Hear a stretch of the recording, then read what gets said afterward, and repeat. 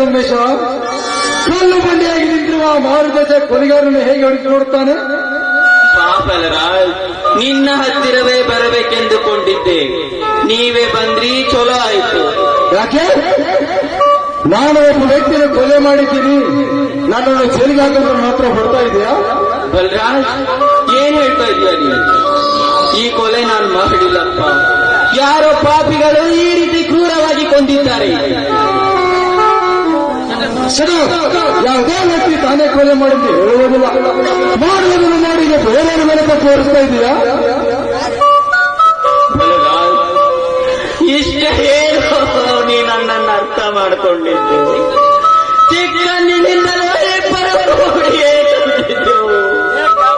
ನೀನು ನನ್ನ ಮೇಲೆ ಸಂಶಯ ಪಡ್ತೀಯ. ಸಂಶಯ ಪಡುತ್ತಾ ಇಲ್ಲ, ನೀನೇ ಕೊಲೆ ಮಾಡಿದಂತ ಹೇಳ್ತಾ ಇದ್ದೀನಿ.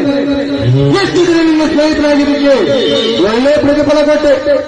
ಒಂದೇ ತಾಟಿನಲ್ಲಿ ಒಂದು ಬೆಳೆದು ವಿದ್ಯಾವಂತರಾಗಿ ನಾ ಪೊಲೀಸ್ ಆದೆ.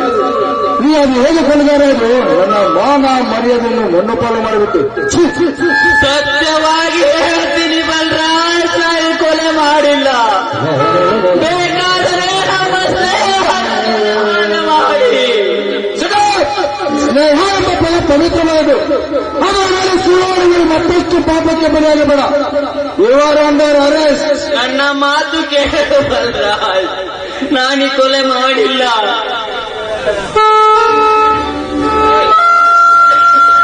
ಹೇಗೆ ನಂಬಬೇಕು ನೀ ಕೊಲೆ ಮಾಡಿಲ್ಲ ಅಂತ? ಇಂಥ ನಿರ್ಜನ ಪ್ರದೇಶದಲ್ಲಿ ಹೆಣ ಬಿದ್ದಿದೆ, ಅದರ ಪಕ್ಕದಲ್ಲಿ ನೀಯಲ್ಲಿ ನಿನ್ನ ಕೈಯಲ್ಲಿ ಅದೇ ದೇವ ಹೊರತೆಗೆ ಕಾಪಿದೆ. ಇಷ್ಟು ಸಾಕು ನಿನ್ನ ಅರೆಸ್ಟ್ ಮಾಡಲು. ಹೇಳಿ, ನಾನು ಯಾವ ಜನ್ಮದಲ್ಲಿ ಯಾರಿಗೆ ಕೆಟ್ಟ ಪಾಪ ಮಾಡಿ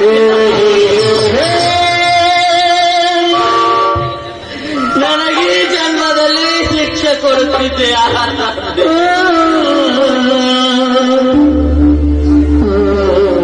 ಪ್ರಾಣಕ್ಕೆ ಪ್ರಾಣ ಕೊಡೋ ಸ್ನೇಹಿತನೇ ನನ್ನ ಮಾತು ನಂಬುತ್ತಿಲ್ಲ. ಈ ರೀತಿ ಕಷ್ಟದ ಮೇಲೆ ಕಷ್ಟಪಡುವುದನ್ನು ಬಿಟ್ಟು ಒಂದೇ ಒಂದು ಸಾರಿ ಕೊಂದು ಬಿಡು.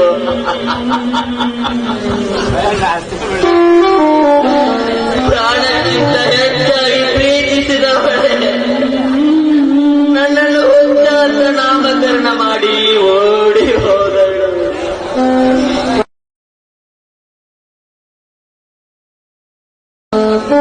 ಈಗ ಯಾರೋ ಮಾಡಿದ ಕೊಲೆಗೆ ನನ್ನನ್ನು ಬಲಿಪಶು ಮಾಡಬೇಡ ಪರಮಾತ್ಮ. ಯಾಕಾದರೂ ನನ್ನ ಈ ಭೂಮಿ ಮೇಲೆ ಹುಟ್ಟಿದೆಯಪ್ಪ.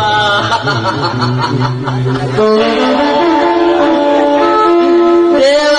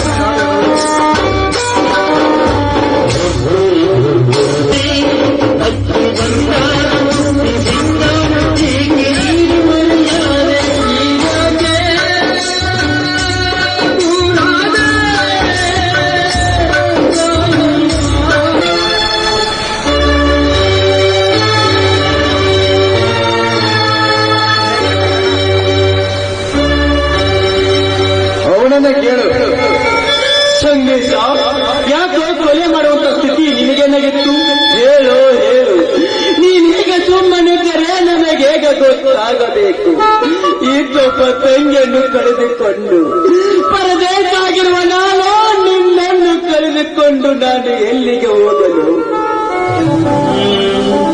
ಸತ್ಯವಾಗಿ ಹೇಳುತ್ತೇನೆ ಗೆಳೆಯ, ನಾನು ಕೊಲೆ ಮಾಡಿಲ್ಲ. ಬೇಕಾದ ಹಕ್ಕು ಸ್ವಂತ ಸೇರಿರುವ ನನ್ನ ತಂದೆ ತಾಯಿಯರ ಮೇಲೆ ಮಾಡಿ ಹೇಳುವೆ, ನಾನು ಕೊಲೆ ಮಾಡಿಲ್ಲ. ಮತ್ತು ಆ ಕೊಲೆ ಹೇಗಾಯ್ತು? ಯಾರು ಮಾಡಿದವರು? ನಿಜವಾದ ಮಾರುಕಟ್ಟೆಗೆ ಗೊತ್ತು ಆ ಕೊಲೆಗಾರ ಯಾರು. ಆ ಸ್ಥಳಕ್ಕೆ ಹೋಗುವಂತ ಕೆಲಸವದನಿತ್ತು, ಅಲ್ಲಿಗೇಕ ಹೋದೆ? ವಿಧಿಕರಿಸಿದ್ದಪ್ಪ, ಅಲ್ಲಿಗೆ ಹೋದೆ. ಎಲ್ಲವೂ ನನ್ನ ದುರಾದೃಷ್ಟ ಗೆಳೆಯ. ಬಲರಾಜ, ಕೇಳಿದ್ದೇನೆ ಸಂವೇದನ ಮಾತುಗಳನ್ನು. ಅವನು ಕೊಲೆ ಮಾಡಿಲ್ಲಂತ ಕಣೋ, ಅವನ ಬಿಟ್ಟು ಬಿಡು. ಅವನೀಗಾಗಲೇ ಜೀವನದಲ್ಲಿ ಬಾಳ ನುಗ್ಗಿದ್ದೇನೆ. ಅವನ ಮುಖವಾದ ನೋಡ ಹೇಳು, ಅವನು ಕೊಲೆಗಾರನಂತ ಹೇಗೆ ನಂಬ್ತೀಯ? ಯಾರೋ ಹೇಳಿದ್ರಂತ ಅಂತ ಜೀವನ ಗೆಳೆಯನ ಮೇಲಾಗಿ ಹೇಗೆ ಚಂದಯ ಪಟ್ಟಿಯೋ? ಸಮಾಧಾನ ಮಾಡ್ಕೋ ದಿನೇಶ, ಸಮಾಧಾನ ಮಾಡಿಕೊ. ಗೆಳೆಯ, ತಂದೆ, ತಾಯಿ, ಅಣ್ಣ, ತಮ್ಮ, ಅದು ಮನೆಯಲ್ಲಿ. ಕರ್ತವ್ಯಕ್ಕೂ ಸಂಬಂಧಕ್ಕೂ ಯಾವುದೇ ಸಂಬಂಧವಿಲ್ಲ. ನನ್ನನ್ನು ಕ್ಷಮಿಸು.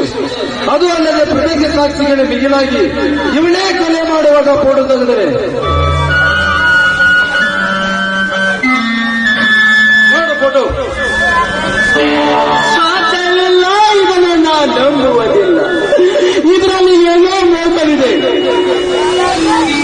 ದಿನೇಶ, ಹುಚ್ಚರಾಗಿ ಮಾತನಾಡಬೇಡ. ಇದರಲ್ಲಿ ನೋಡು, ಚಾಕು ಚುಚ್ಚುವಾಗ ಫೋಟೋ ತೆಗೆದರೆ, ಚಾಕು ಹೊರಗೆ ಹಿಡಿದು ಮೇಲೆ ಫೋಟೋ ತೆಗೆದರೆ. ಇನ್ನು ಏನು ಬೇಕು ಇವನು ಅಪರಾಧ ಅಲ್ಲಾಡೋದಕ್ಕೆ? ಆಯ್ತು, ನಾನು ಇದನ್ನ ಸುಳ್ಳಂತ ಒಪ್ಪಿಕೊಳ್ಳುತ್ತೇನೆ. ಆದ್ರೆ ನನ್ನ ಮೇಲಧಿಕಾರಿಗಳು ಕೊಟ್ಟಿದ್ದನ್ನು ಸುಳ್ಳಂತ ಹೇಳ್ತಾ ಬಾಯಿ ಮುಚ್ಚು ಸಾಕು. ಈ ಕಟ್ಟಿನಲ್ಲಿ ಚಿರುಕಿಟಿ ಈಗ ಮೇಲೆ ಏನಾಗುತ್ತೀಯೋ? ಸಣ್ಣ ಬಂಧಿಸಲಿಂದ ಹೇಳಿದರವರು ಡೌಟ್ ಮೇಲೆ ತಾನೇ ಅವನನ್ನು ಅರೆಸ್ಟ್ ಮಾಡಿದ್ದು. ಹಾಗಾದ್ರೆ ಕಂಪ್ಲೇಂಟ್ ಕೊಟ್ಟಿದ್ದಾರೆ. ಯಾರು? ಜಯರಾಜನ ಮನೆಗೆ ಮಾತ್ರ ಕಿಡಿಯ. ಕಿಡಿಯೋ ಬಲರಾಜ, ಈಗ ಗೊತ್ತಾಯ್ತಾ? ಇದು ಎಲ್ಲ ಸೂಳೆ ಮಗ ಜಯರಾಜನಕ್ಕೆ ತಪತಿ.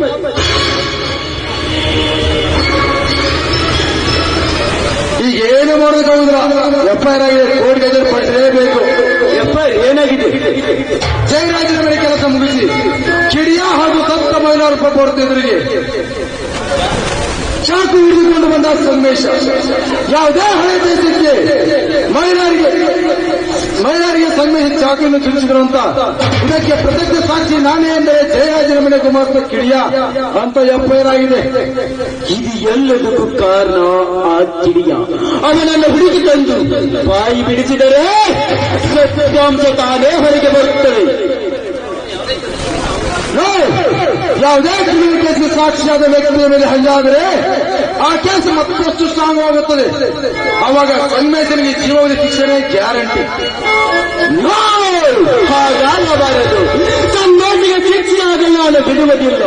ಹಾಗೆ ಅವನ ಸುಮ್ಮನೆ ಬಿಡುವುದಿಲ್ಲ.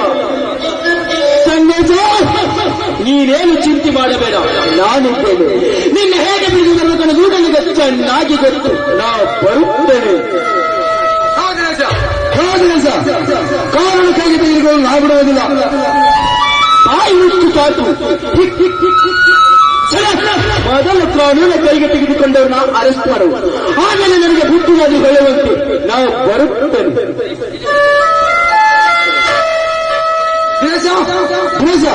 ನನ್ನ ಮಾತು ಕೇಳು.